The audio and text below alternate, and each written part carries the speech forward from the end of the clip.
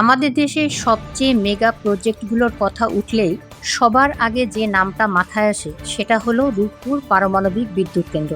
অনেকদিন ধরেই আমরা শুনছি এই প্রজেক্ট চালু হবে, বিদ্যুৎ আসবে। নির্মাণ কাজের মেয়াদ কয়েক দফায় বাড়ানোর কারণে অনেকেই হয়তো একটু হতাশও হয়েছে। কিন্তু আজ আপনাদের জন্য দারুণ একটা খবর আছে। রূপপুর পারমাণবিক বিদ্যুৎ কেন্দ্র এখন উৎপাদনের একেবারে শেষ ধাপে পৌঁছে গেছে। আজকের ভিডিওতে আমরা জানব কবে থেকে আমরা এই বিদ্যুৎ পেতে যাচ্ছি আর ফুয়েল লোডিং বিষয়টা আসলে কি। তো চলুন শুরু করা যাক। সম্প্রতি রূপপুর বিদ্যুৎ কেন্দ্র নিয়ে একটা বড় আপডেট এসেছে।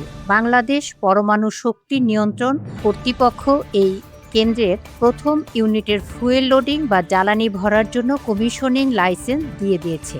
সহজ কথায় গাড়ি চালানোর আগে যেমন তেল ভরতে হয়, রূপপুরের চুল্লিতেও এখন সেই পারমাণবিক জ্বালানি ভরার আইনি ছাড়পত্র পেয়ে গেছে। সরকারি সূত্র বলছে সব ঠিক থাকলে এই বছরের ডিসেম্বরের মধ্যেই রূপপুর থেকে বিদ্যুৎ সরাসরি আমাদের জাতীয় পাওয়ার গ্রিডে যুক্ত হবে। বিজ্ঞান ও প্রযুক্তি মন্ত্রী ফকির মাহবুব আনাম জানিয়েছেন, এই মাসের শেষ দিকেই প্রধানমন্ত্রী তারেক রহমান প্রথম ইউনিটের এই ফুয়েল লোডিং কার্যক্রমের উদ্বোধন করবেন।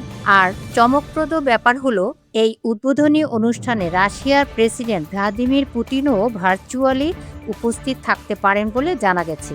এই ফুয়েল লোডিং শুরু হওয়ার মাধ্যমেই মূলত রূপপুরের আসল কাজ শুরু হতে যাচ্ছে এবং বছরের শেষ দিকে জাতীয় গ্রিডে 1000 মেগাওয়াট বিদ্যুৎ দেওয়ার লক্ষ্যমাত্রা ঠিক করা হয়েছে।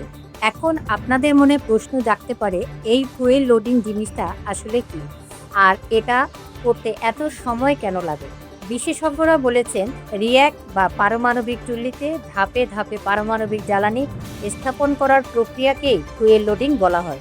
এটি খুবই সংবেদনশীল একটি কাজ, যা পুরো শেষ হতে প্রায় 40 থেকে 45 দিনের মতো সময় লেগে যেতে পারে।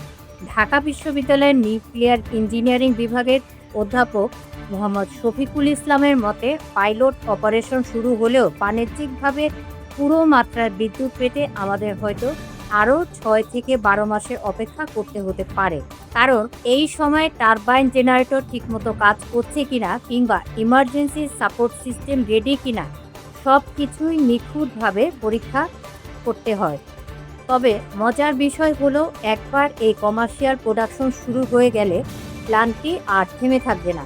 এটি টানা 18 মাসের একটি সাইকেলের একটানা চলতে থাকবে। বিদ্যুৎ তো উৎপাদন হবে, কিন্তু সেটা আমাদের ঘর পর্যন্ত পৌঁছাবে কিভাবে? হ্যাঁ, ট্রান্সমিশন বা সঞ্চালন লাইনের কাজ কত দূর সেটাও অনেকের প্রশ্ন ছিল। Power grid company of Bangladesh PGCB আগে জানিয়েছিল যে সঞ্চালন লাইনের কাজ শেষ না হওয়ার উৎপাদনে দেরি হচ্ছিল। তবে এখন আর সেই দুশ্চিন্তা নেই। পিজিসিবি এর ব্যবস্থাপনা পরিচালক আব্দুর রশিদ নিশ্চিত করেছেন যে 2025 সালের মে মাসের মধ্যেই প্রথম ইউনিটের বিদ্যুৎ সঞ্চালনের জন্য প্রয়োজনীয় সব লাইনের কাজ শেষ হয়ে গেছে। প্রথম ইউনিট থেকে যে 1100 মেগাওয়াট বিদ্যুৎ আসবে সেটা নেওয়ার মতো গ্রিডের সক্ষমতা এখন আমাদের আছে। রূপপুর থেকে বাঘাবাড়ি পর্যন্ত 2টি সার্কিট, রূপপুর থেকে বগুড়া একটি এবং গোপালগঞ্জ পর্যন্ত একটি সার্কিট পুরোপুরি প্রস্তুত করে রাখা হয়েছে। আর তৃতীয় ইউনিটের লাইনগুলো এই বছরের ডিসেম্বরের মধ্যেই রেডি হয়ে যাবে বলে পিজিসিবি জানিয়েছে। নিউক্লিয়ার পাওয়ার প্ল্যান্ট নিয়ে মানুষের মনে ভয় থাকাটা অস্বাভাবিক কিছু নয়। তবে পরমাণু শক্তি কমিশন আমাদের আশ্বস্ত করেছে যে আন্তর্জাতিক পরমাণু শক্তি সংস্থা বা IAEA এর দেওয়া প্রতিটি নিরাপত্তা মানদণ্ড কঠোরভাবে মেনেই এই প্রজেক্ট চালু হচ্ছে। এই ছিল রূপপুর পারমাণবিক বিদ্যুৎ কেন্দ্রের সর্বশেষ আপডেট। মধ্যপ্রাচ্যের বর্তমান পরিস্থিতিতে জ্বালানি নিয়ে যখন গোটা বিশ্ব চিন্তিত, তখন রূপপুর আমাদের জন্য এক বিশাল ভরসার জায়গা হয়ে দাঁড়িয়েছে। ভিডিওটি যদি ইনফরমেটিভ মনে হয় তাহলে সাবস্ক্রাইব করে পাশে থাকবেন। সবাই ভালো থাকুন। ধন্যবাদ।